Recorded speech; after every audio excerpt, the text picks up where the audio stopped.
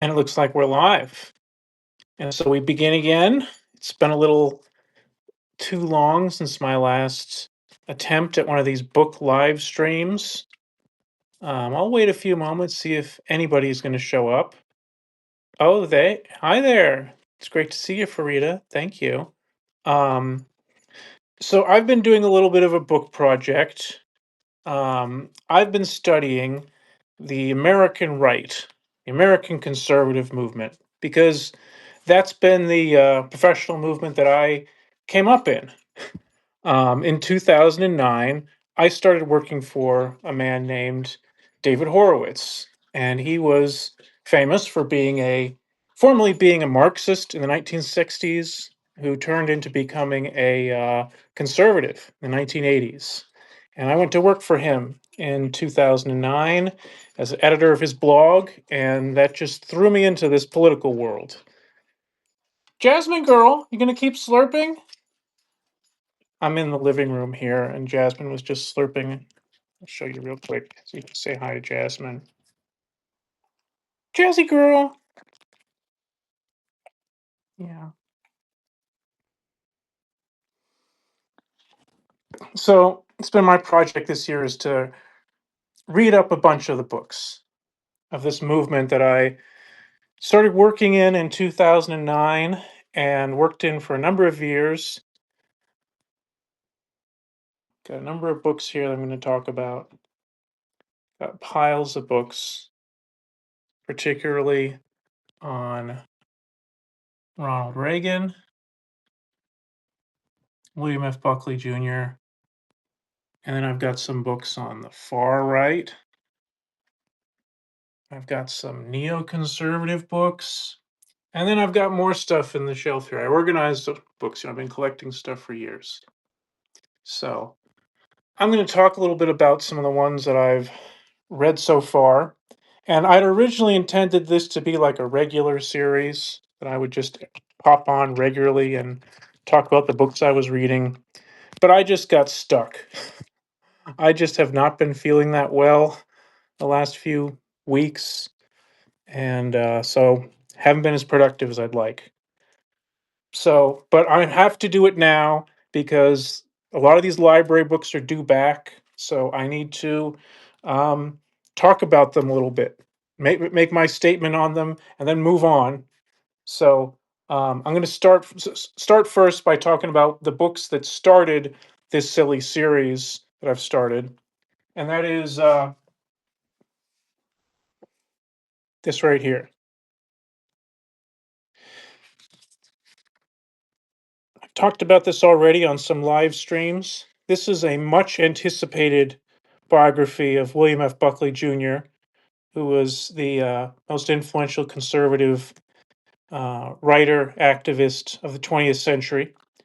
And this book by Sam Tannenhouse was his official biographer.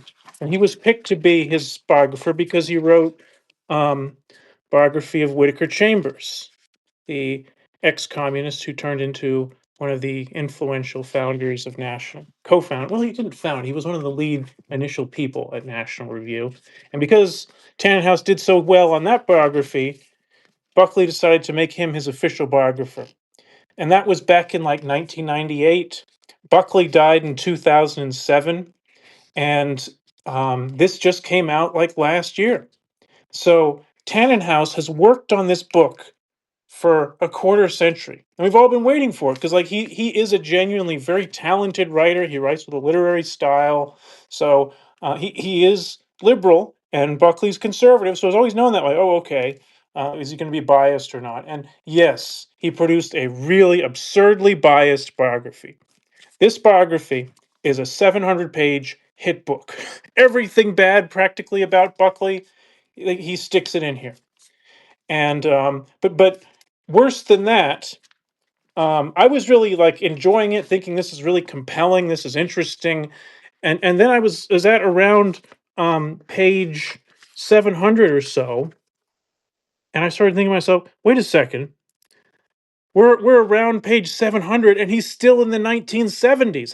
How can this be?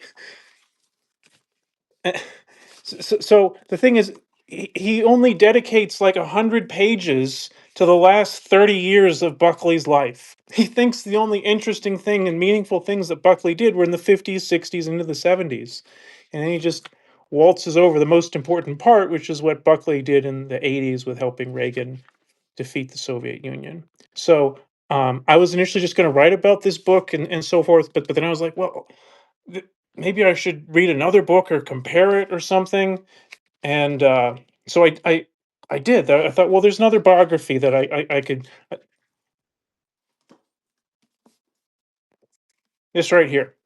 I was very excited about this. The Man Who Invented Conservatism: The Unlikely Life of Frank S. Meyer. This is also a pretty thick biography. Um,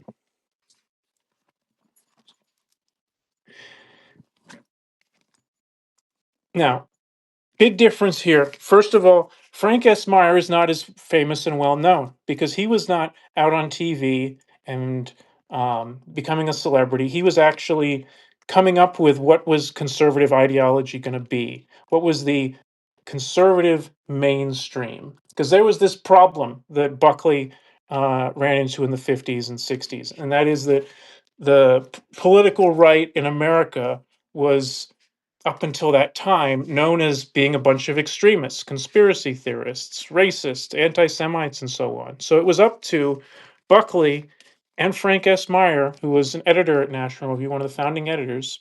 He used to be a communist, and then he made his journey over to becoming a libertarian conservative and formulating the ideology.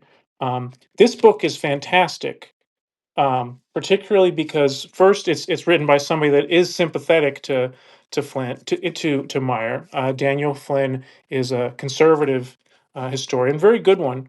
Um, so he does have his bias, but he's open about it and still fair.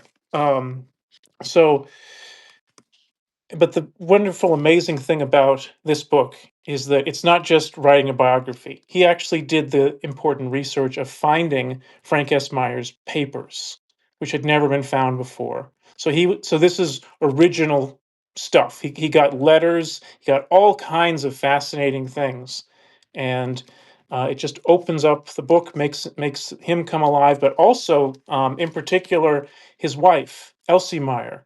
The book really reveals how important she was. That she essentially was co-editor with him, of editing the book review section, and editing his writings. So it becomes clear that she was just as important. They were really more of a team. So this book is great. This is wonderful.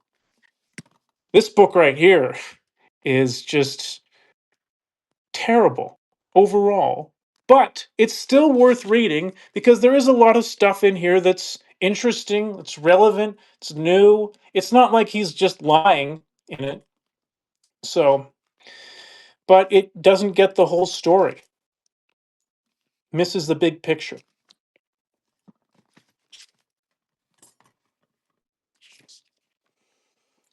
So, I read those two back to back, and then I started to think, well, I need to go further and sort of think about, because I've been in this Frank S. Meyer camp.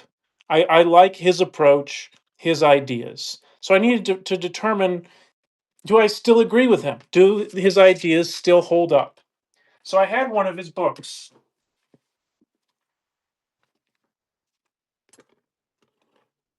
I've had this one for years, and I read this one back when I was first working with David Horowitz and trying to figure out which type of conservatism do I agree with? Do I like this thinker or that thinker?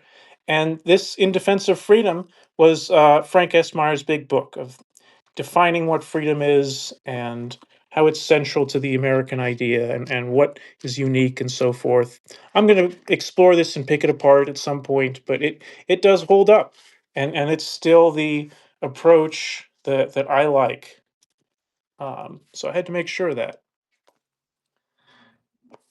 And it's fantastic. So very much worth reading. So at this point, I sort of decided, okay, I'm going to start exploring these things because I need to understand. We all need to understand what happened with the conservative movement, such that Donald Trump has now arisen. When Donald Trump's values are so different from William F. Buckley Jr., from Ronald Reagan, and so on. So that's been my initial study the last few months, is trying to look at these different segments of the right: mainstream conservatism, center right, neoconservatism, far right, paleo, all these different strands and ideas and history. So, you know, I have understood it a lot, but now I really wanted to dig in and understand what is still relevant and what can be taken forward. So the next book on my list here that I want to emphasize. Now, this right here is not a book that you would think, well, why is the biography of Vladimir Putin in this book, in my book project of reading about the right? Particularly, this is wonderful. This is a graphic novel of Vladimir Putin telling his story. It is, and it's written by Andreas Weiss, who serious diplomat who actually knows these things. So it's very well. It's he knows what he's talking about, and it's also funny. And the art, like this, at first I thought, oh, this is so simple, but that's the approach: simplistic colors.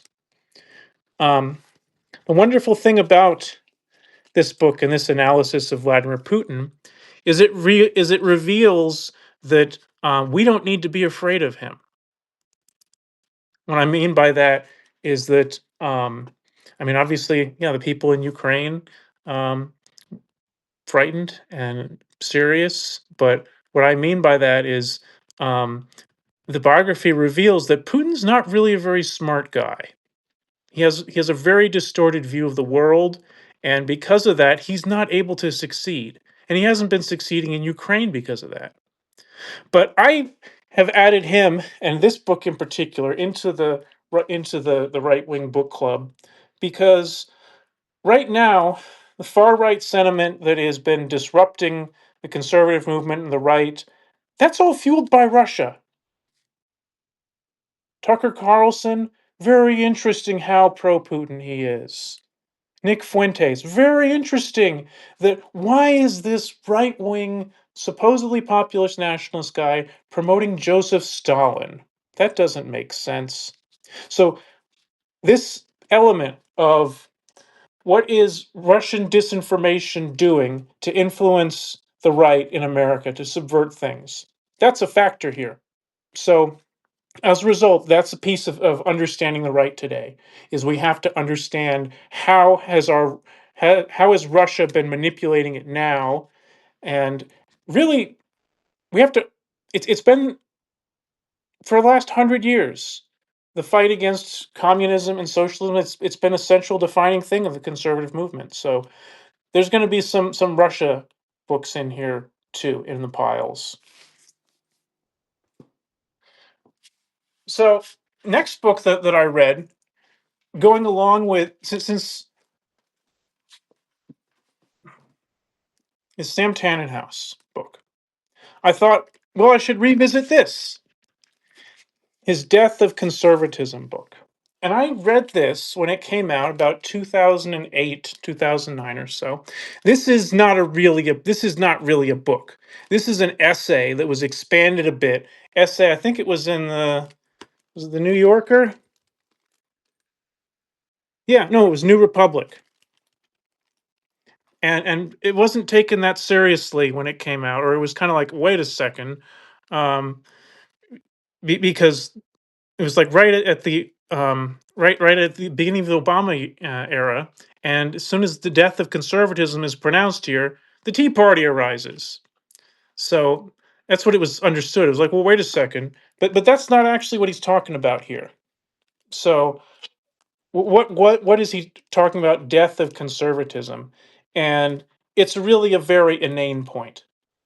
And I had to like I read this. This is a short book, read it years ago, and then I revisited it in light of like, okay, his argument with like his failure with the Buckley book. How does it compare with this? And like, what conservatism is he talking about that has supposedly died? And This is an interesting point, I guess, and I should probably lay this out. Um,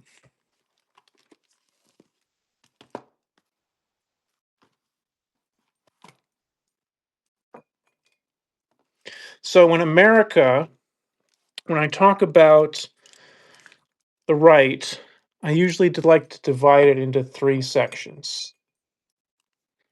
I say the center right. Let's see here. Let me get this.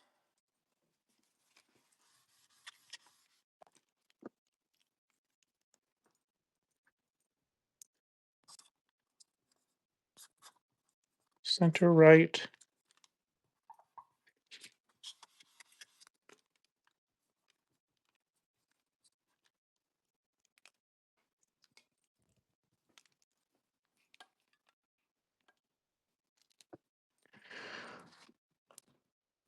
hard right,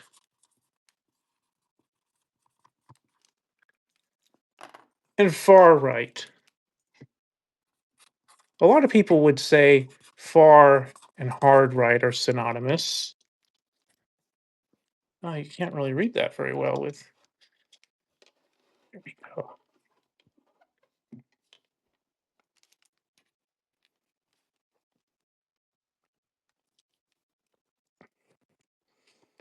Now, what I mean by hard right, you could just say mainstream right. You could say mainstream conservatism. So don't let what I mean by that is hard principles, firm principles. And just to put these into context, um, center right would be what the Republican Party was in the 1950s. Center right is what's known as the Republican establishment. This is what the party was right after World War II. And you had Eisenhower and Nixon. Nixon was in this tradition. It's also known as Rockefeller Republicans.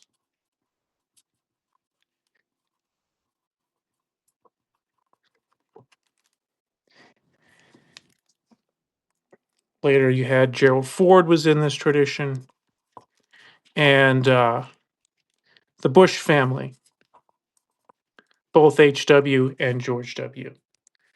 Institutional establishment, and in particular in the 1950s, um, two particular policies, two ideas defined this center right position of the Republican Party.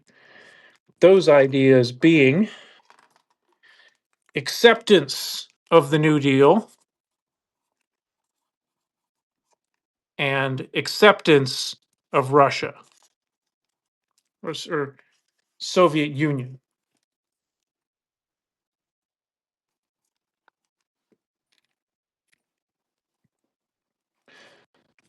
So, what I mean by this, what would define the center right, Nixonhauer, the Rockefeller Republicans, what defined that in the 1950s was A, they accepted the New Deal. They accepted what Franklin Delano Roosevelt did to transform the United States government in the 1930s and 1940s, supposedly for opposing the Great Depression. And conservatives tend to argue that no, his policies made things worse. That's big divide between liberals and conservatives in America. The liberals think FDR and the New Deal um, got America out of the Great Depression. Conservatives say no, World War II got America out of the Great Depression. So so this group of center right moderate Republicans, they weren't interested in disassembling the New Deal, and they still haven't been.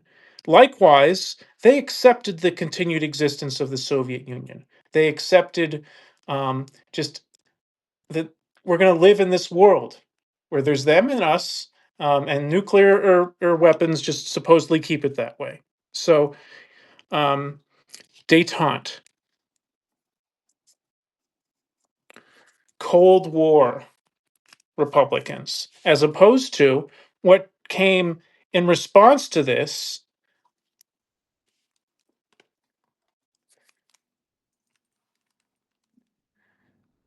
Goldwater. National Review. I mean, I should put National Review first, but since I'm like emphasizing political candidates, and ultimately Reagan.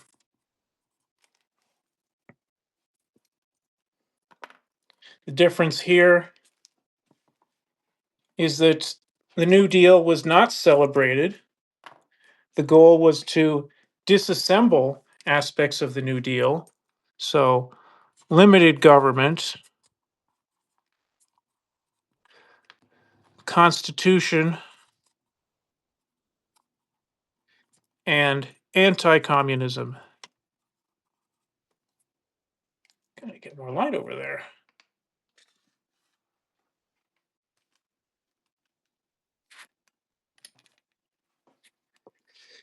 Anti communism.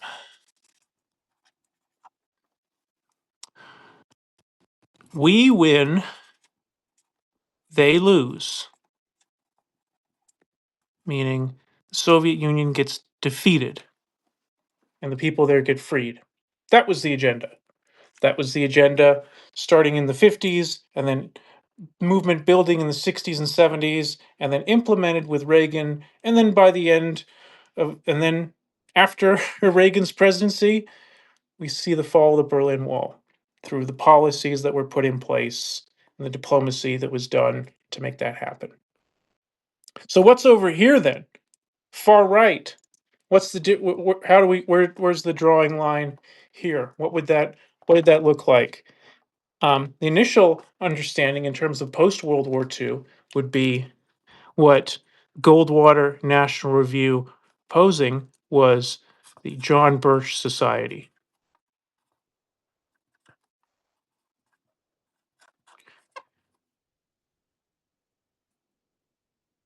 Anti-Semitism.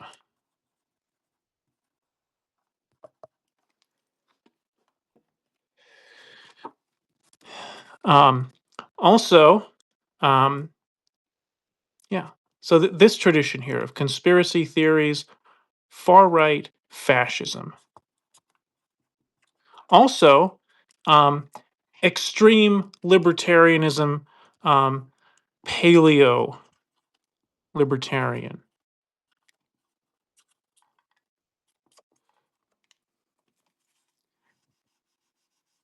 After the Cold War, these ideas started to reassert again in the form of Pat Buchanan,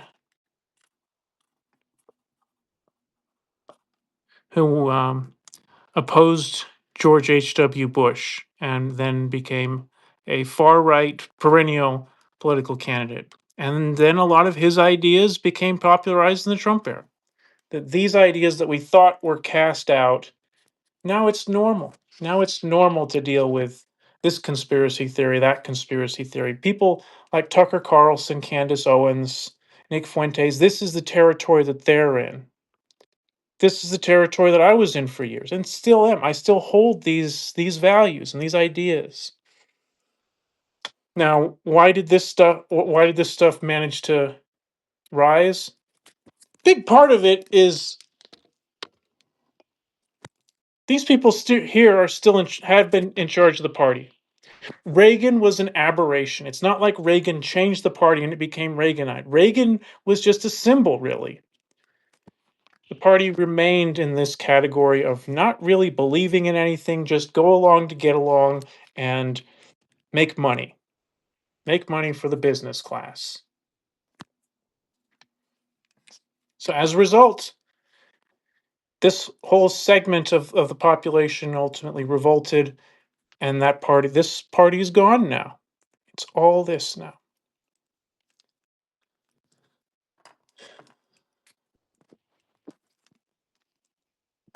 But we'll see. Because we don't know what's going to happen. We may see these segments of the party revive. We don't know which candidates are going to arise after Trump. For example, right now it's looking like we've got Marco Rubio and JD Vance. If it turns out going towards Marco Rubio, Marco Rubio is very much more in this side of things, more in this tradition. Before Trump, he was even thought of as being too squishy, too much in this.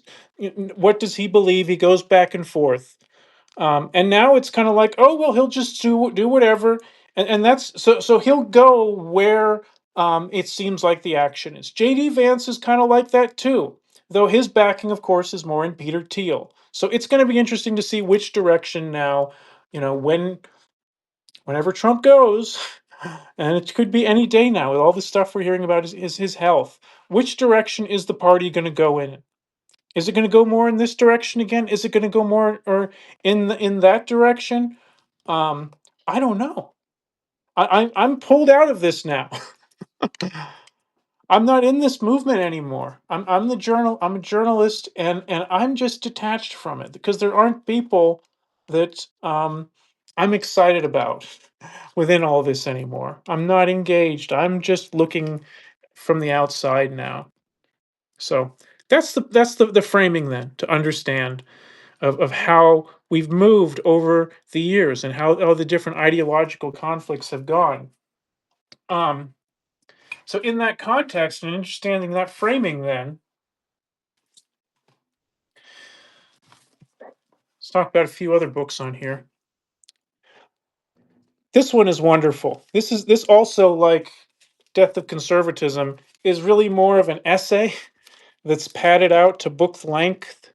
It's like this is actually 60 pages or so of him laying out what are these principles here in this middle column. What are the principles of Reagan conservative? And I revisited this recently, and because after or looking at In Defense of Freedom, I wanted to see am I still on board with this approach? Is this still the way that we should go in terms of freedom, faith, family, sanctity, and dignity of human life, American exceptionalism, the founders' wisdom and vision, lower taxes, limited government, peace through strength, anti-communism, and belief in the individual? And I'm still on board. Yeah, I decided that I was on board with this approach back in 2010, and 16 years later, I'm still on board. So this is a great distillation of what the different principles are, and I think they still stand. So, um, wonderful little book. I haven't read all the speeches at the end, but I will because I need to get my own copy. After I read that, I decided, okay, this seems to be the popular version right now of what is the story of the right. What is this narrative of going through the 1950s up through today? This is written by Matthew Continetti, who founded the Washington Free Beacon, and he's been a columnist for Commentary, and this is essentially the establishment neoconservative voice and approach to American conservative history of the last 100 years. Um, and I didn't really care for it that much. um, Lord, and I think I need to do a more thorough picking apart explaining of it. But in general, this is like I felt it's kind of like a long Wikipedia entry. It's kind of like a long Wikipedia entry with an establishment neoconservative slant to it. So and the neoconservative slant became the center right. Neoconservatives joined up with the first Bush administration. Um, William Crystal, Bill Crystal, was Dan Quayle, Vice President Dan Quayle's chief of staff, I think it was. So the, this he has so he's coming from this perspective here in looking at all this other stuff and writes in a way that is kind of predictable and inoffensive and hits all the beats and summarizes things in a way that's predictable. And so I, I I found it pretty boring. and also disappointing at parts because he focuses on and privileges his own segment of the right, while, for example, paying very short shrift to the segments of the right that I was in and that have shaped me. Um, David Horowitz is barely mentioned in here. The counter-Islamist movement is barely mentioned in here. The whole conservative blog movement barely mentioned.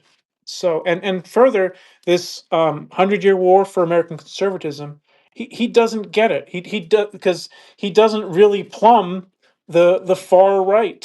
He doesn't really get into these thinkers and these people that much, and it becomes kind of a conventional, almost Republican campaign kind of book.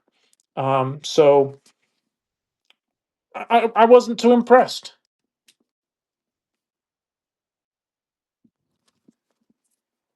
What I was impressed by, and what he actually mentioned, he cites this at the beginning in here. I'm going to buy a copy of this. This right here, The Conservatives, Ideas and Personalities Throughout American History by Patrick Allett. This right here is like what this should have been. But he couldn't do that because this book came out in 2009 and he had to do something different from this. But because he only does the last 100, this is a 100-year picture. So he starts the story in 1920. In this one, he starts the story in at the American Revolution. He correctly positions, who are the American conservatives throughout the entire history of the United States. And I was hesitant to start this book because I don't like when people do this historically, because the conservative movement really only started after World War II. It was only then that they started explicitly calling themselves conservatives and developing this philosophy, as mentioned here, the man who invented conservatism. This had to be invented and created and theorized in books like this, and argued in National Review. It had to be created. So whenever people want to say, "Oh, well, this was a conservative figure in the 1800s," or "This was a conservative figure in so and so," generally people are revealing their own versions of what they think conservatism should be, and because it's debatable. There's multiple different concepts and ideas. So I hesitated to read this one. I only just finished it in the last couple days because it's due back at the library, and I had to decide, well, is this useful? Is it good? Is this one I can recommend or not? And this is fantastic. I'm going to buy a copy of this one. This is wonderful because he's able to correctly position, okay, these are the values that define that conservatives use and define. So who are the people in the 1700s and the 1800s who had these values too? And he does a good job of it. And further, he's British. He states very clearly early on that, like, I'm going to do my very best to hold my own opinions back. Let's see here. And he does. He succeeded.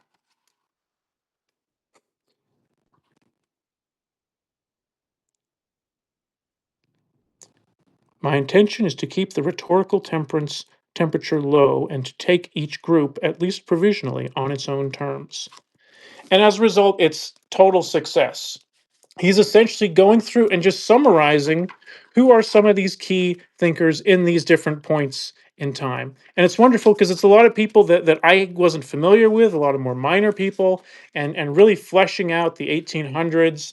And so, like, half of the book, so the first half of the book is before you even get to the conventional story of what conservatism was after the Cold War. So you got 150 pages before then, chapter 7.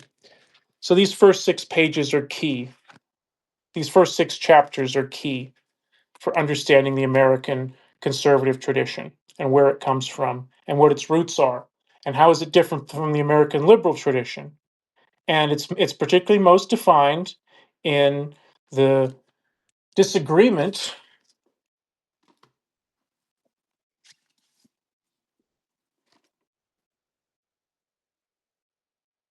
Thomas Jefferson and John Adams, second and third United States presidents. You could ultimately trace it back to them. What we understand as conservatism in America is John Adams. And the more liberal temperament is Thomas Jefferson. It's not the same thing as it was now, but in many ways it goes back to that. And that's something I'll get into and explore more once I get further into that part of studying things. I've got a bunch of books, particularly on John Adams and the whole John Adams family. I've got books here on Abigail Adams. Just as Elsie Meyer was key for Frank Meyer, so Abigail Adams was essentially co-conspirator with John Adams. And like, we have a collection here.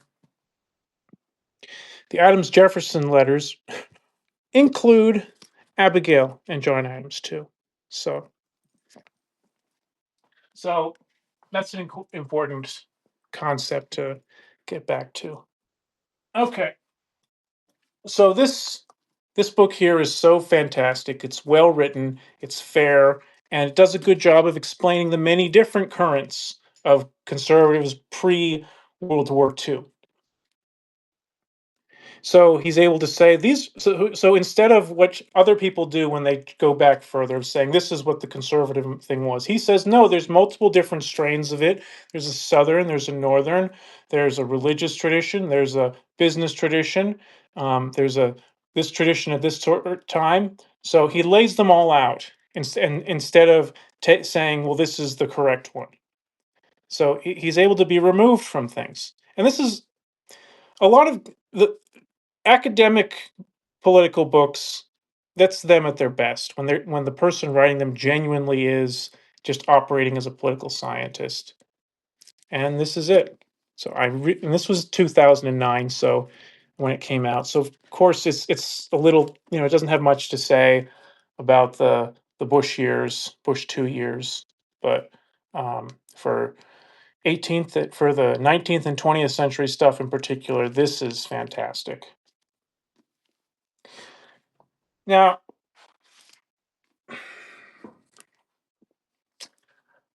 initially I was going to compare and contrast. This book I really enjoyed, got into it fast, read this in a few days. I think probably because it's largely this middle current here. It's largely this tradition here of firm principles for limited government, the Constitution, and a hawkish foreign policy position. So I liked it, got through it fast. This, on the other hand,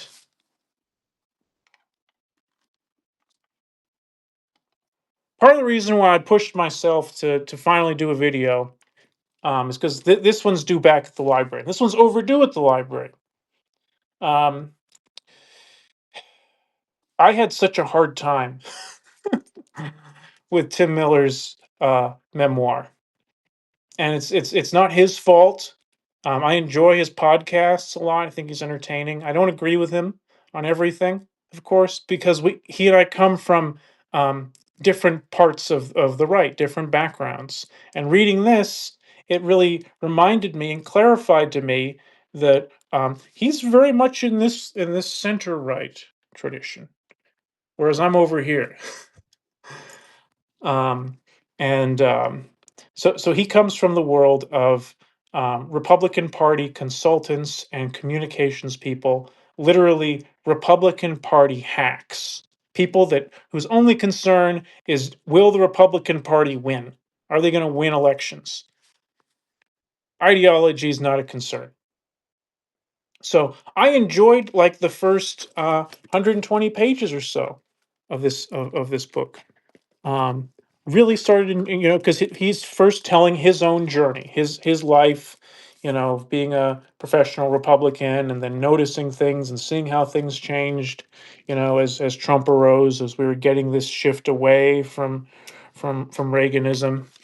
And the book is interesting in that he explains why was it that people in this center establishment republic, how come they all of a sudden went along with Trump? Why did that happen?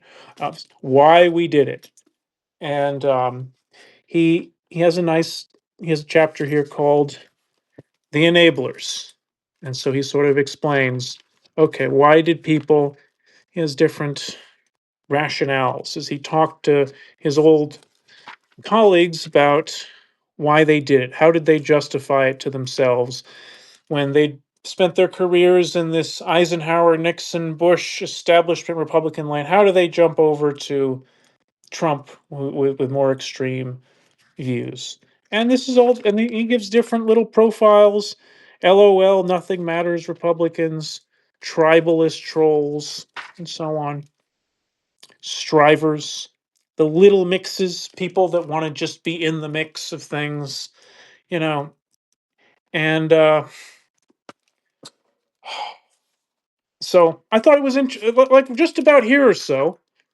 I was thinking, okay, this is interesting. It's, his approach, the nerd revenger. There's guys that went to high school wearing a suit. Went to college carrying around a briefcase. So I got about right here in the book, chapter 10. And then I just, ugh. And this was weeks or this was months ago. And I wanted to get this one finished so I could move on. And I just got stuck on it. I got stuck on it because this chapter is about Reince Priebus.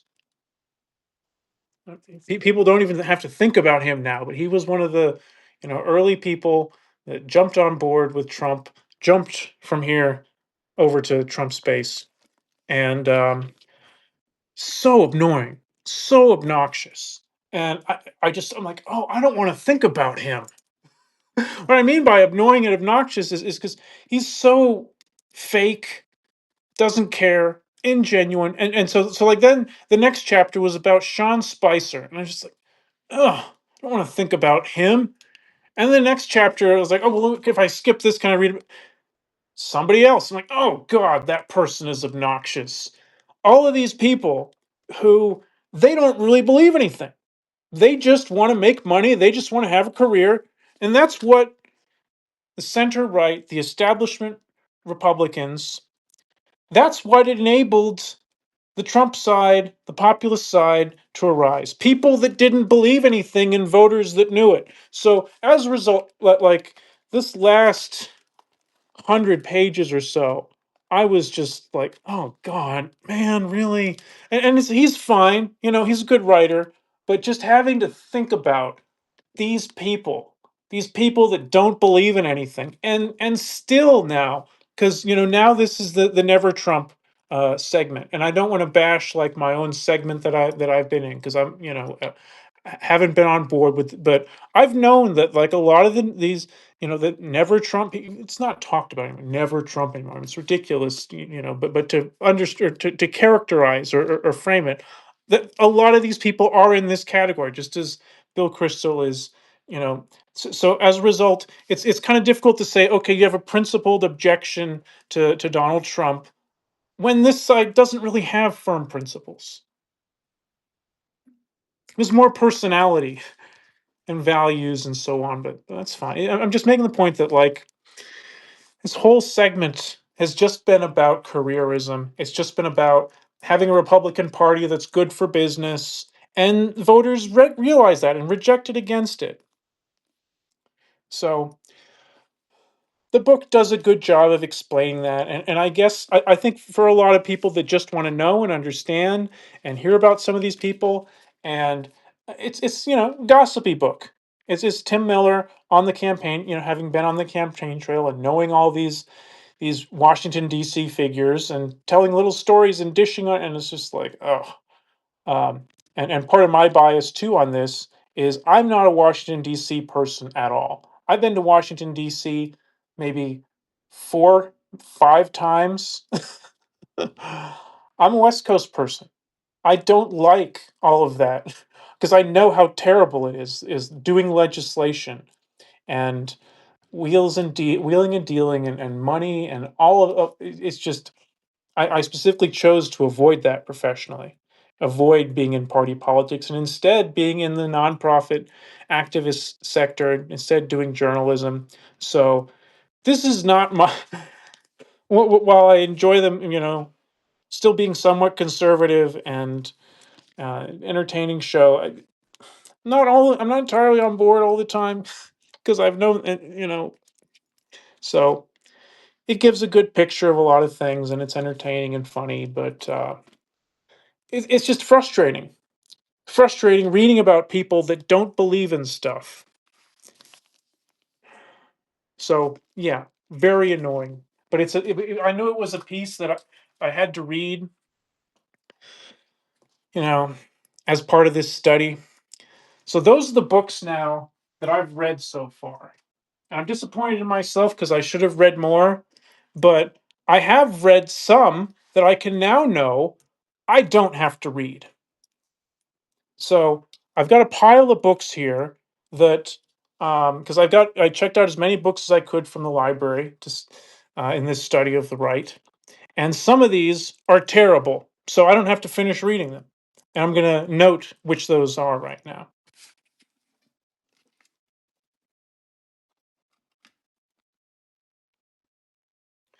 Okay, this one I think how far did I get? I only did the first 50 pages or so of this one, and I didn't expect much of it. Um, I didn't even care for David Corn when I was left wing 20 years ago. David Corn, um, writer, editor for The Nation, then for Mother Jones, frequent MSNBC contributor, and very predictable liberal left wing pundit, writer, journalist. You can always predict what he's going to say because he is the most predictable partisan Democrat, always framing things in Democrat Republican terms, not liberal conservative, but always partisan Democrat terms. Whatever is right for advancing the Democratic Party, that's going to be his approach. But I still want to see what is his analysis going to be. What is his version of how the Republican Party went crazy? Because even if I'm going to disagree with these approaches, I still want to see, like, okay, how does he frame it? What does this person with this ideological bias, how do they look at it? Sort of like how, the Buckley book. It's worth reading, both because it has, you learn interesting things about him and it's well written, but you also see what is the liberal slant that distorts how they see Buckley. Similar to here for David Corn. This history of the Republican Party, essentially, it's so boring in one note. It's just these were the extremists in the Republican Party in the 50s, 60s, 70s, and the Republican Party courted them for votes. So, of course, eventually the extremists are going to take over the party. And like it's such a boring argument, and it's such an obvious, like, well, yeah, of course there's always extreme people in the parties, and yeah, so it was so boring that I didn't continue with it. So, but you don't know when you pick up a book that's left wing and is going to be critical of conservative movement, is it going to be a fair critique? Are they going to, have legitimate arguments? Are they going to bring in interesting facts? Oftentimes they will. You can find fair ones. This one is, I mean, I guess it's fair in the sense that it's bringing up, noting things, but it's just boring because it's not like bringing out something new. It's just the same David Corn thing of let's just pile up as much bad things about Republicans as we can. But he doesn't have some unique analysis or anything. It's just in service of partisan advocacy. Okay, I'm gonna put this one in the bag because I have to return these to the library. Overdue library books. Feel so guilty.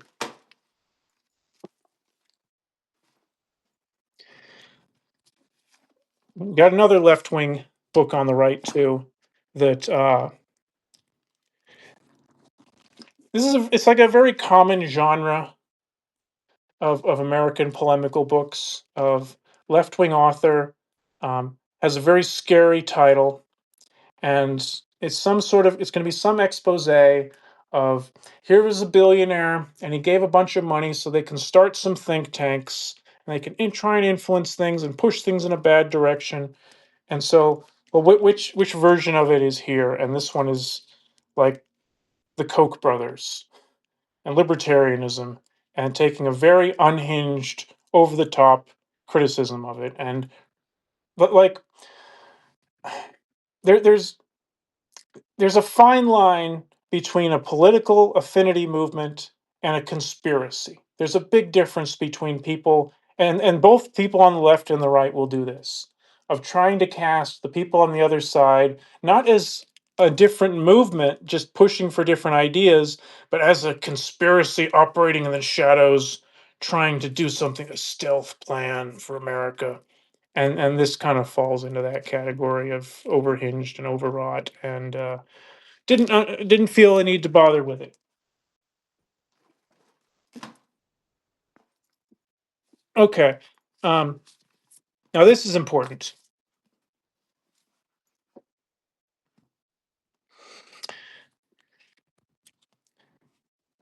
Now this is one I haven't got. I've been putting off reading for years. This Before the Storm, Barry Goldwater and the Unmaking of the American Consensus. This came out like 20 years ago.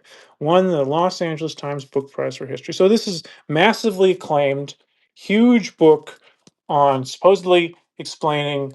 This is it takes place from like 1955, 1965, that period of the rise of frames Barry Goldwater as the central figure in the rise of conservatism. And I always kind of resisted reading it for a couple reasons. One, um, the uh, the author Rick Perlstein, very left wing, so I knew it was going to be critical. Um, and also, it's huge. This is 600 pages. Um, and I'm not that into Barry Goldwater. Barry Goldwater ran for president in 1964, and he was practically a sacrificial lamb. He was running against LBJ after JFK's assassination. So he was doomed. It didn't matter what he was going to run on and say. So he's not that important. He was a symbol. He wasn't the person that actually developed what the conservative movement was. But I still decided to give it a chance. How far did I even get in this one? I think I read about the first 50 pages or so. First couple, yeah, first two or three chapters, and unbearable, unbearable. And just shocking to me that this is like an award-winning book. Unbearable in the why is this so long? What causes it to be so long? What causes it to be so long is inane amounts of detail, jumping around, talking about all kinds of stuff. It's just all over the place, and so boring, so boring. And quoting a bunch of stuff. So it's just padded out, just padded out. So I read enough to realize his approach, um, and just got bored of it. And so as a result, here's the thing: this is the first he went and booked. This was so successful that then he went and did Nixon Land, and then he did The Invisible Bridge, Fall of Nixon and Rise of Reagan. Huge book, too. And then I got this book real cheap at some outlet book, and it's been water damaged since. Reagan Land. Huge book, too. And I hadn't read this one yet because this is 1,000 pages from 1976 to 1980. 1,000 pages. So um, it, it's just so long and boring and filled with junk. So I'm not even going to bother. I'm not going to bother. All of this. I mean, not factoring in to my analysis. And further, Nixon, right in here. Uh, I, I know enough about Nixon. I have no intention of digging deeper into Nixon and his ideas. Uh, I- this whole column, because when I was really active in conservative movement, at the Freedom Center at PJ Media, so 2009 through 2015, I was very consciously understanding myself. Okay, we are at war with these people. We're the ones actually trying to keep Reaganism and limited government and hawkishness going. So it's just grates on me. I guess I'm in this. Most people, like when they're looking at the 20th century, they're going to pick a partisan side.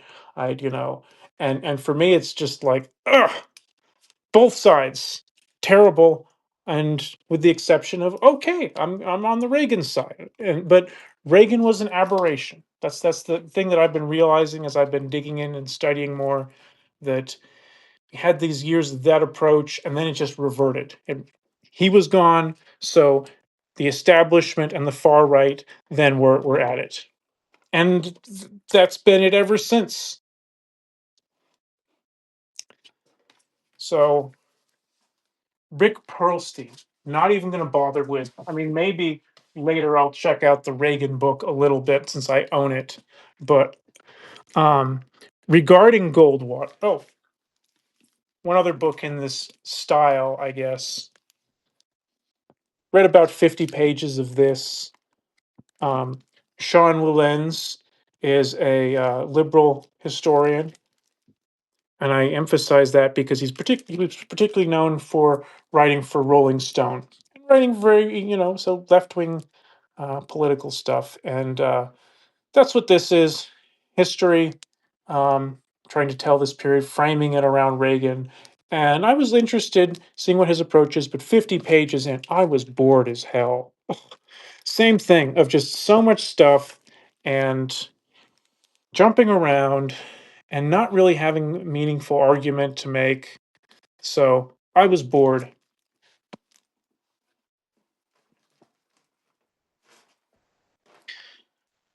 Now, on the question of Goldwater and on the question of boredom, I decided, okay, well, let's give Goldwater a little more time, a little more of a chance. Let's look at this collection. This is by Pure Goldwater. What this actually is a bunch of diary entries from him. So it actually is him, letters, stuff like that. And again, I was bored because here's the question.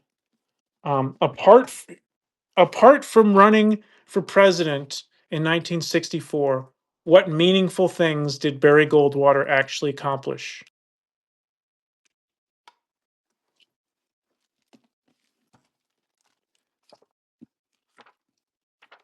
I should know that off the top of my head, shouldn't I? Political science major, all into conserv. Nothing, nothing all that meaningful. He was in the Senate for all these years. What did he actually do?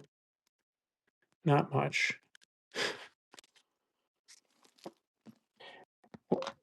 He was a vibe.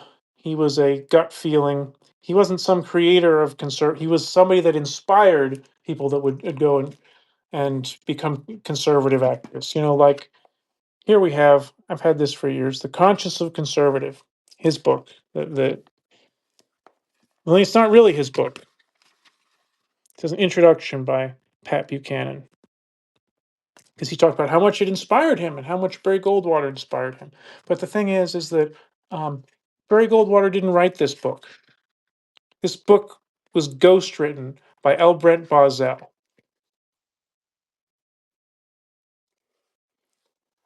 That's kind of a truth of a lot of the conservative movement that ghostwritten. Of course, that's the case with Trump and Art of the Deal. So I don't think there's much. I don't. If you're trying to understand conservatism and the right and so forth, Barry Goldwater is one episode. 1964. Beyond that, you don't really need to bother with him that much. Though it is important to understand, I guess, that um, his failure is a key ideological failure that a lot on the right still haven't come to understand or really grapple with. And that is he made the wrong vote on the Civil Rights on the Civil Rights Act. and then, of course, carried on that position in his run for president, which is that federal government can't force the southern states to stop being institutionally racist. That would violate the Constitution and violate separation of powers and so on. And that was a principled stand at the time, but it was the wrong one. It was ultimately wrong. It was the wrong principle. There's many principles, and he picked the wrong one. So I don't think he's a figure that you really need to spend that much time on.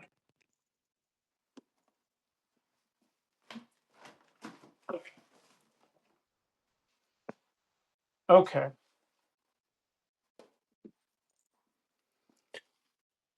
So those are some of the books that I've read and in full, some that I've read enough of to know that I don't want to read more. What are the ones next that I'm still reading or that's next in line in this project? Um, well, first, part of why I've been going through and doing this now is because a number of these books I have to return to the library now. I've renewed them multiple times. I'm not finished yet. So I got to make a little note in this ongoing live stream video. Hey, Adam, thanks for joining us. You're jumping in at a good time. I'm just talking about now some of these books that I'm going to be returning to the library today that I haven't read in full yet. A few of these I think I am going to maybe get back at some point and try and read more of, but we'll see. First, I'm going to note this one. And if you're just coming in, Adam, I divide the right generally into center right, hard right, far right. This is the 1950s tradition of Eisenhower, Nixon, Bush, Rockefeller Republicans. And then here we have more movement conservatives, Ronald Reagan, shrink the government, fight the communists. And then over here we've got the more far extremist conspiracy theories, some racism. That's how I divide things up.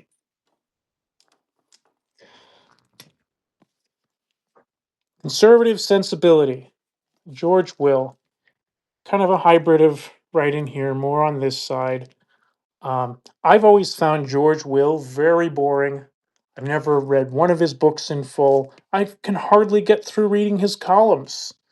And the book is, dense, boring philosophy. And though I am sympathetic towards it, I agree with his somewhat. I mean, he positions his conservative approach more in James Madison, whereas, as I've mentioned, I'm more in the John Adams approach. I find Madison more boring, as I've said. But that's George Will's style conservatism, that conservative temperament, that boring, not just accepting the way things are, that style of conservatism instead of opposing things that need to be destroyed, opposing totalitarianism and communism and so on. So this is due back. I only read a little bit of it.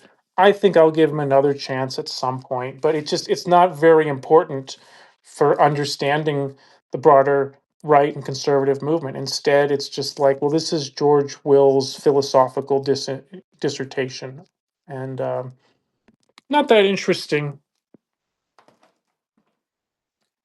Also, that I have to return. This one, I think I'm going to check out again. Because I got a bunch of the Buckley books since the since this that started the whole thing was so inadequate. This one here is written by two of Buckley's colleagues. These were people that worked at National Review. So this is really an in-house memoir of like this is what it was like to work at National Review during these years.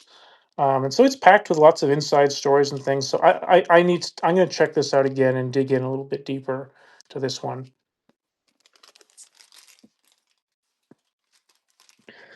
Another one that I'm going to have to check out again, Phyllis Schlafly and Grassroots Conservatism. Um, This is an academic one, and he was given access to all of her papers and things. So she's a very significant conservative figure.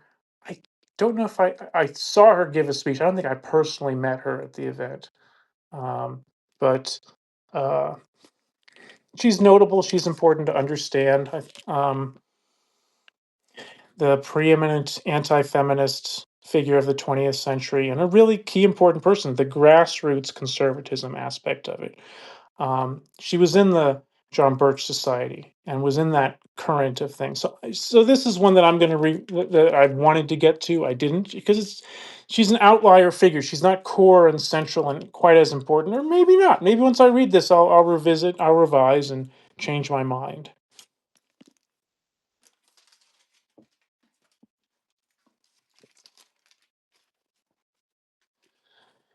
Ugh.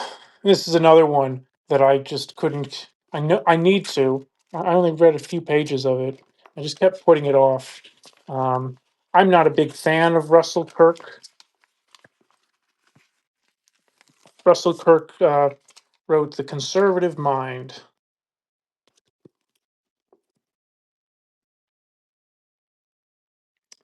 Conservative Mind came out in like 1953, so just as National Review was coming, and he was an influence on Buckley. But I'm not in. This isn't my current of it. He got into arguments with Frank S. Meyer, and he was more on the traditionalist side of things. He positions conservatism more in Europe and in Edmund Burke. That's different than positioning it in John Adams and the founders and making it an explicitly American tradition. So I've resisted Kirk, but I need to give him the time. And this biography, sympathetic, critical biography, I'm going to get it again at some point because I need to. But it's like doing the conservative movement homework. It's like, okay, this is a figure that's important. You got to know and understand them. So, but I haven't I mean, I got to get the conservative mind and read it and understand the role of it, but it's just hasn't been as high a priority. Okay, next two here are some more left wing critical kind of books. This one here is more academic, and this one is this one's talking about how big business invented Christian America. Probably, obviously, these subtitles to provoke people to buy the book, but just the role of business in um, nurturing Christian political activism, particularly, I guess, as it relates to anti-communism. So I didn't get a chance to dig into this, but I read enough or looked into it. Okay, that's a viewpoint worth checking out, worth figuring out. So I'll probably get this one again. This one's another one that's also due back. This is a biography of Clarence Thomas, written from a critical left wing perspective, and it's kind of interesting so far. So I'm going to get back to this one at some point when I'm doing the Clarence Thomas reading. I've got his biography over here somewhere. Yeah,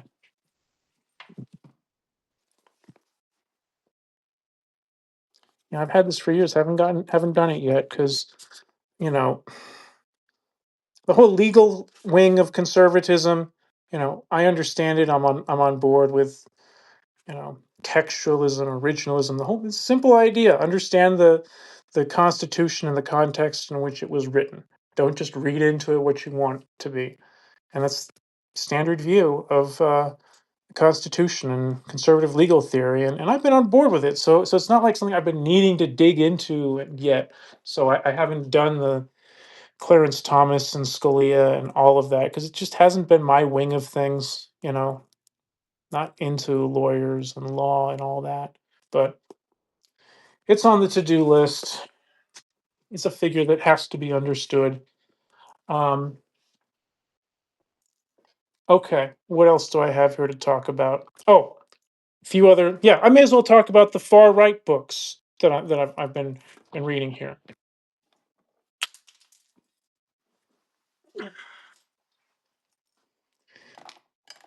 Too, I forgot to light my incense.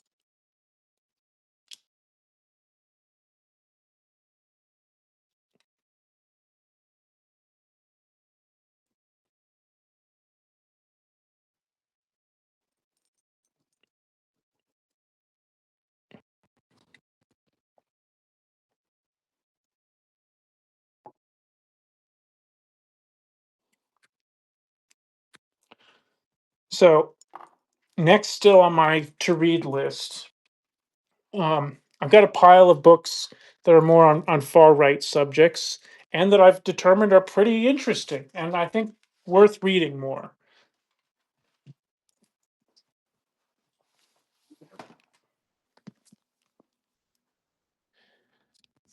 This is kind of the ultimate biography of Joe McCarthy and McCarthyism.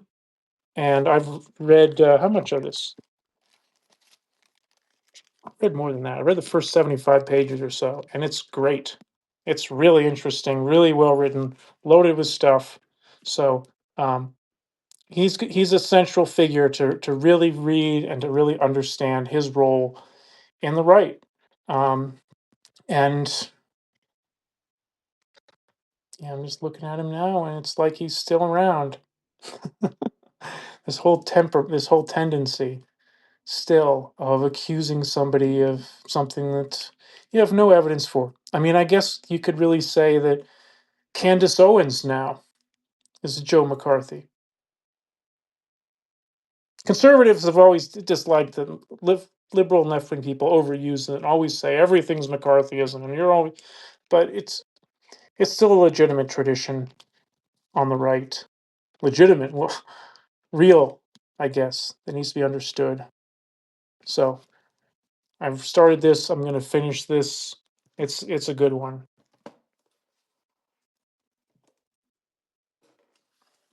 This one I haven't started yet, but it looks interesting. Erica Lee, America for Americans: A History of Xenophobia in the United States. This one, she comes from an Asian background, so particularly looking at, like in California, xenophobia against the Chinese that have come over. So that that approach, that aspect of far right sentiment, be good to get into.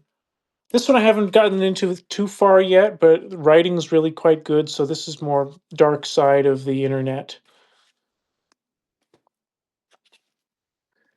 This is a biography of Timothy McVeigh, 1990s right wing, far right terrorism extremism.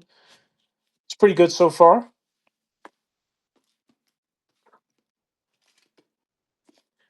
Here's one specifically focused on the Proud Boys. This is another one, kind of like the um, Tim Miller biography, my memoir, where it's just like, oh, these people, you're just so annoying. So I've read a little bit of this, but it's a piece of the right today, and it's a piece that needs to be understood. So they want to kill Americans. This Malcolm Nance, he's a former CIA, and so really talks from an espionage background, and on MSNBC a lot has a good Substack. This one is really focused, militias, violent right wing groups, um, and pretty compelling analysis. It's a key. It's another part that's important to understand. So it's like I've got the range of like the far right uh, pieces. And the last in this like far right pile, Pat Buchanan is really important to understand his role. He's one that runs across all of this, working for Nixon, then working for Reagan, then after the Cold War going and becoming the lead figure reviving paleoconservatism, reviving America First, reviving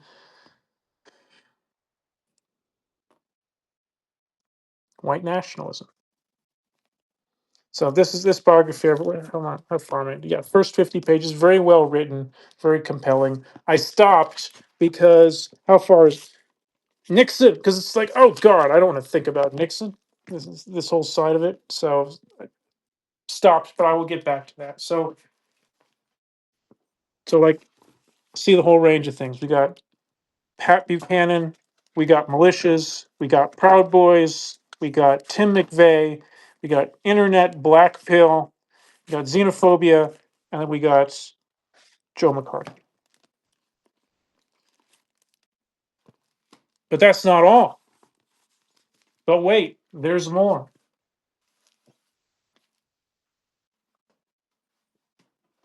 Ugh.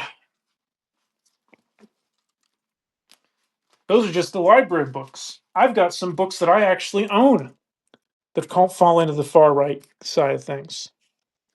One that I've already started here, was hoping to have finished by now. This is a manifesto by the guy that runs Palantir, Alexander Karp. I'm about halfway through it. This is terrible. I knew it would. I knew it would be, but I feel okay. He's an important person. He's an important now right wing figure, and so stupid, so dumb. Um, and I will wait to pick it apart. But I'm putting it in the far right category. And it is because like his initial thesis and idea is simply that the software industry should work more closely with the government. That's it. He lambasts other tech companies for making consumer products instead of wanting to make spy software for the CIA. So he lambasts them for that. But he's not he's not a very deep thinker because you don't have to think too deeply to understand why it's not a good idea for the software industry to work with the government because you don't know who's going to be running the government. You don't know how things are going to change. You may not want to actually have your technology being used in a certain way. So he's not a very deep thinker. And much of the middle of this book is just standard, like right wing critique of liberal academia. And it's boring because it's just a regurgitation.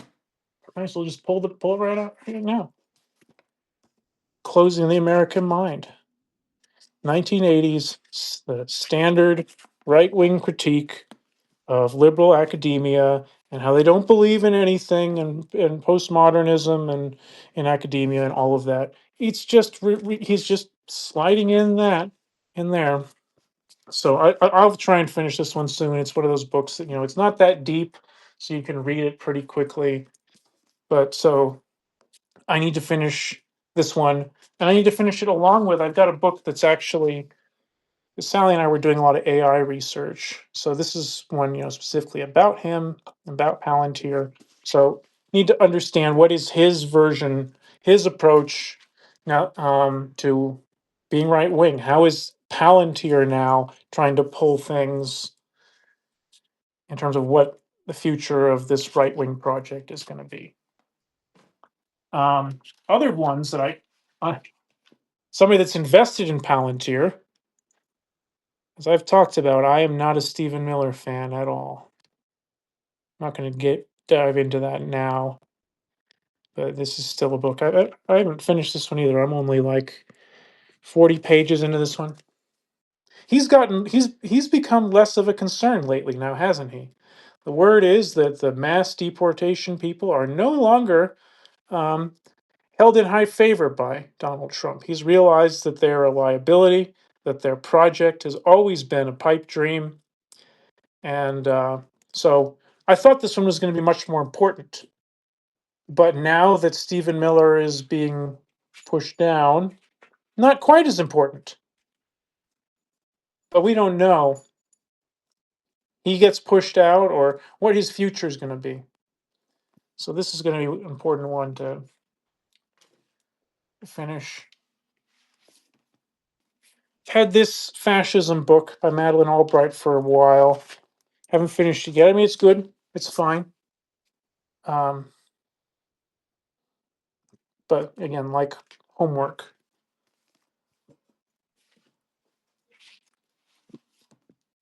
This one I need to finish. This is pretty good. This is a thick one. This is talking about all the different factions, intellectual factions on the right, on the that have been trying to, create a new populist nationalist political theory around Trump. So this talks about all the different factions, the Catholic integralists, post liberalism, people at at Claremont, and it's really well written and written from somebody that was formerly close to a lot of these ideas. Laura K. Field, she, she is an academic, political theorist, highbrow, so really thoughtful. Um,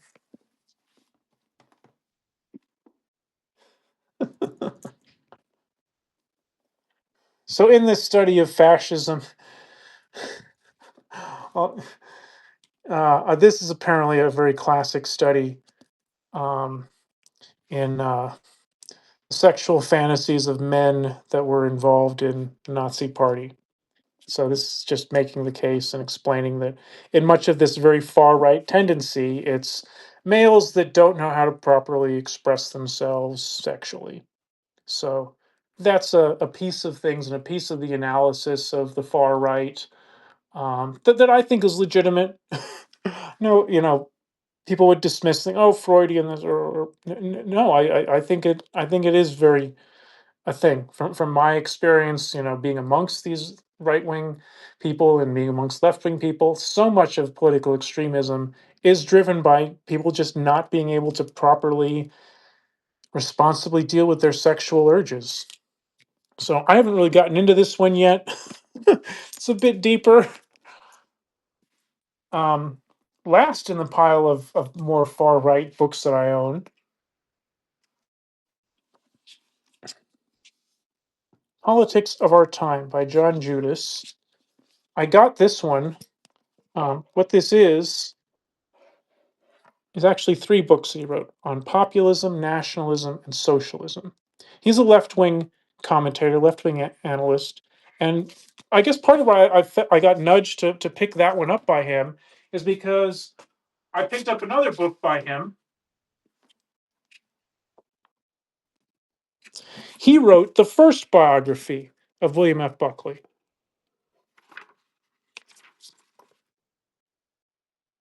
So this one came out in like 1988. So this one came out when Buckley was still alive. He still had like 20 years of life left in him. And the question now is, well, how does this analysis of Buckley compare to the horrible Sam Tannenhouse book? We'll find out. But this book here is him cutting apart those three ideologies: populism, nationalism, socialism. Though I was particularly excited in getting this copy of it because this has one of my favorite things. I love getting used books specifically because other people will leave their highlights and their notes in them. And this person who had it last very much did. They even left their post-it notes. I love that. They left all their they didn't do that with the whole book, but that's I will sometimes even like when I'm buying used books, I'll see if it says in there like may contain highlights or may just love getting other people's highlights in used books. So I'm gonna look into it. Appreciate getting his approach on this. Okay, um, I think that's most of. No, I have one more pile. One more little pile. Books that are still on my mind. So that was mostly the far right category. I do have a pile here of books that still fall into the center category here because I still need to. I'm not done yet with figuring out Buckley. So as I pulled out, I've got the John Judas biography. I also have this one is specifically focused on Buckley's relationship with the presidents. This is more serious. This is like Buckley as political operator, and he's a pretty serious person. And the cool thing that I found with this one, autographed copy. So these should be pretty serious. This should be much. I think in particular, this is going to fill what I hoped and thought was going to be in. Let's see here. Yeah, because you got a lot of pages about the Reagan period. So got those two Buckley books, and then I've got Buckley's own autobiography, Miles Gone By. Get his own take on himself. Then I've got this is a book that he edited. One of there was a number of these efforts in the '60s by Buckley and other people to sort of just create these little compilation books collecting essays by conservative figures of note. Let's see, where's the indexing? Contributors.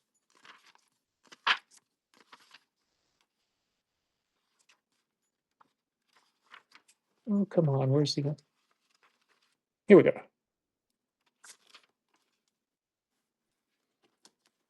So it's sort of like the lineup.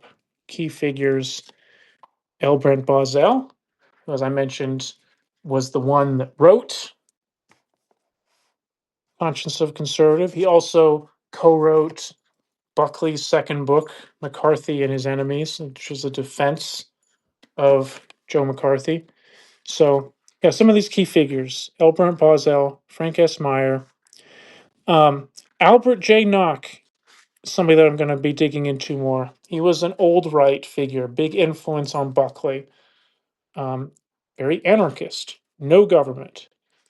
Milton Friedman, we'll be talking about more. I'm very much in, as far as economics and libertarian go, I'm in that current of Chicago school economics. Friedrich Hayek before then, and then Milton Friedman, and then particularly as translated through Thomas Sowell. I'm very much Thomas Sowell guy. I'll be talking about him a lot.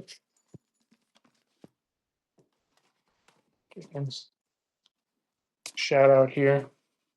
I've already read this one. Haven't been planning to. I mean, I've got a bunch, some Thomas Sowell books still to read, but he hasn't been quite as high a priority yet because I understand him really well already.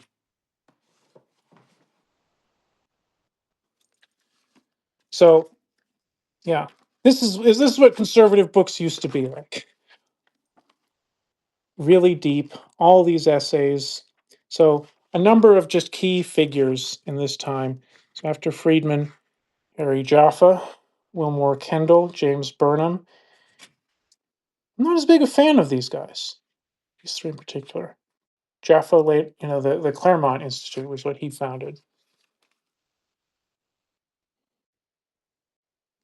There's Russell Kirk again, Leo Strauss, Derek Vogelin, Whittaker Chambers. Let me just say, I'm not a big Whittaker Chambers fan. Back when I was doing my, early getting into the right and figuring out who I'm going to be, I did a compare and contrast of Whittaker Chambers versus Ayn Rand, because there was this famous in National Review. Whittaker Chambers wrote this influential takedown of Ayn Rand, very vicious.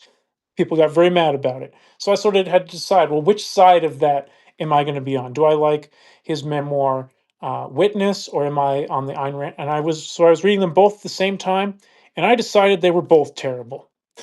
I understand why they inspired people, but they're kind of historical artifacts, I think.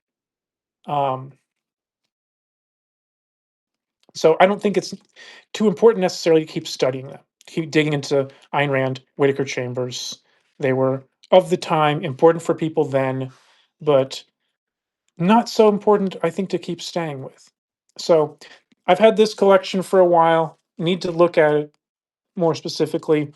Then this collection was updated here, keeping the tablets. So this was like this version, some of the stuff from here makes it into here. And so this was like, what did conservatism come? How did it change? See, I think this one, let's see, when was this one? Originally came out in 1970, and this version of it, 1988. So this is like conservatism 20 years later. How is it different? So I'm going to look at both of these, analyze them closer together. And then last, and well, two more in this pile. Um, one that I've been reading, as I've been talking about, Frank S. Meyer.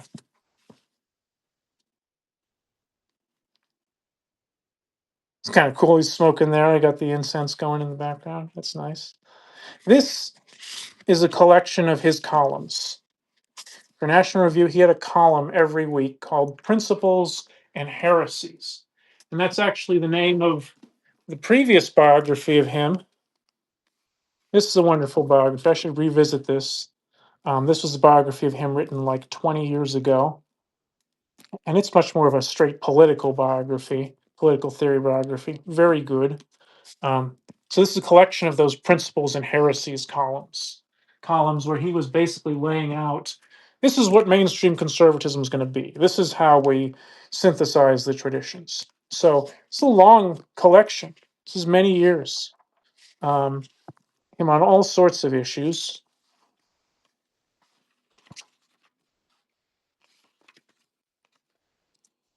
Those are his sons, John and Eugene.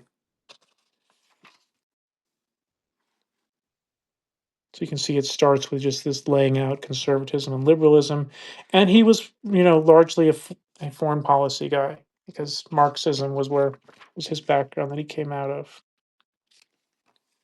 And it's different reading this now, really fully understanding the extent that his wife Elsie was so important in his writing and in his prose. He even dictated. I mean, she was the one typing what he was saying. So I need to read this whole thing so I can really more fully grasp. I already know some of the things that he was wrong about, particularly on race. He wasn't a racist. National Review, they weren't racists, but they did look the other way. And at times in the early days, there was some racism. There was infamous. And this was something that Buckley, said he was wrong about and changed on. That initially in the 1950s, National Review was on the side of segregation, was on the side of white supremacy. That was something that they changed on. But still, throughout the 60s, they just missed the boat on how to deal with race. But um, in the same way, people on the left, the liberals, were wrong about how to deal with communism.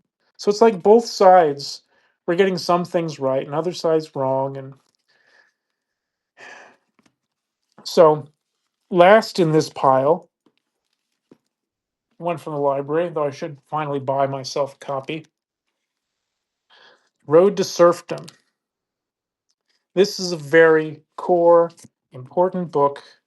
This was the book that Frank S. Meyer read that persuaded him to abandon Marxism and become an advocate of free markets. And it's kind of foundational. It's kind of central arguments that were popularized later.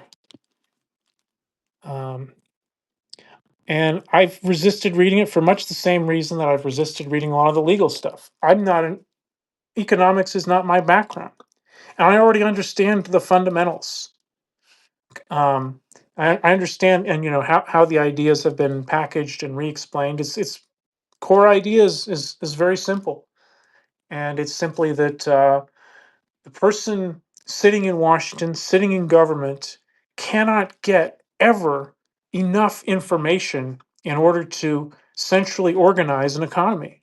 They can't get enough information about what the price should be and what is the procedure for moving this around and moving that around. All of that information about how these trades should go and how much this should cost, all of that is distributed across the society. And it's impossible to gather it all. So these efforts at central planning are always going to fail just on that we don't have the information. We don't have the knowledge. And that's the libertarian free market economic tradition that I'm in, of not the Ron Paul gospel of liberty. We just need to have absolute freedom. The state is terrible. That's not the tradition of Hayek and Milton Friedman and Thomas Sowell. This tradition, we do need a government. We do need some centralized organization, but it's not the answer. It has its limits, but it's not an innate evil. Government isn't evil in and of itself, the way a lot of libertarians want to think it is, or want to claim it is. And it's not. It's just a tool that's very flawed a lot of the time, but that we still need to have. So, okay. I think that's just about everything that I wanted to talk about. Um, yeah, I think that's about enough. I think I hit all the bases of the various books. I mean, there's a few others in the pile here. Got some more Buckley books. Well, I haven't talked yet. Be doing the Reagan pile next. Got a few other conservative books. Got the neoconservative pile of books here. And then in particular, it'll be time soon to get into the founders, get into that current of it. But I think for now, I've probably given a good overview of some of the books that I've been thinking about, explaining why it matters. Well, I haven't really explained that fully yet because it's still up in the air, but I guess why it really matters.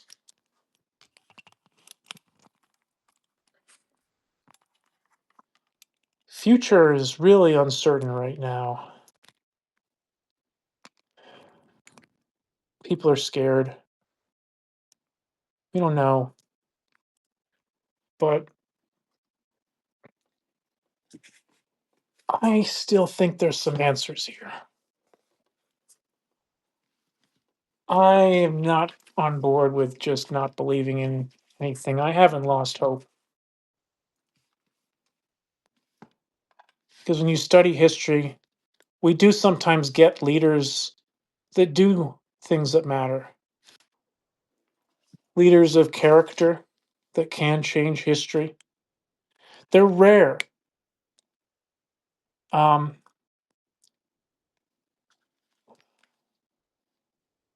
who really were the great presidents of the 20th century?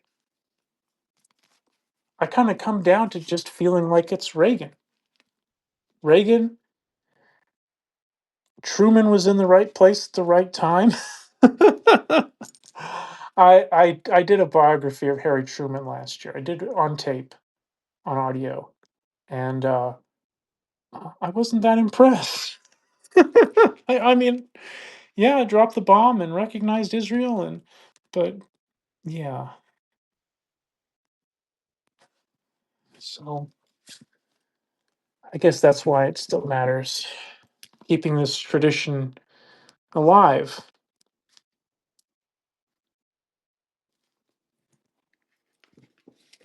This is one I should give some time to. Reagan Diaries. I'm such a geek. I know. Okay, I think that's about it now.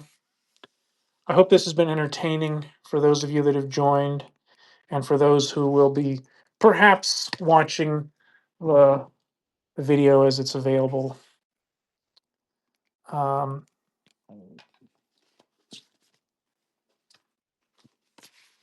yeah. To conclude with, I will just urge people to consider buying our books at God of the Desert Books, our poetry collection, Home Life by John Bishop. First in our science fiction trilogy, Perdition, The Other Blue Planet by Alec J. Ott. Our very successful mystery, The Secret of Fatima by Peter J. Tanis. And you can get Miranda's War on ebook now. Paperback will be coming out this fall, hopefully. Okay. Thank you very much. It's been David Swindle, Guy of the Desert Books. Take care.